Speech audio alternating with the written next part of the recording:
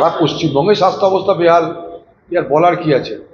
পশ্চিমবঙ্গের মানুষ যাদের কাছে কিছু পয়সা আছে চিকিৎসার জন্য হয় সরকারি হাসপাতাল বাদ দিয়ে বেসরকারি হাসপাতালে যায় কিংবা অন্য রাজ্যে চলে যায়।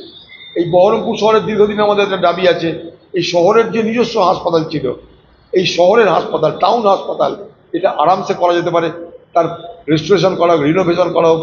এই যে আমাদের কল্পনা হাউসের পাশে যে আমাদের এখানকার যে পুরনো হাসপাতাল ছিল আমাদের, সেটা বন্ধ হয়ে গেছে, সমস্ত পরিকাঠামো আছে, হাসপাতালে চালু করা হচ্ছে না। শহরের মানুষ এই হাসপাতালটা চালু হলে অনেক সুযোগ সুবিধা পায়, সে হাসপাতাল চালু করারও দীর্ঘদিন আমাদের দাবি আছে।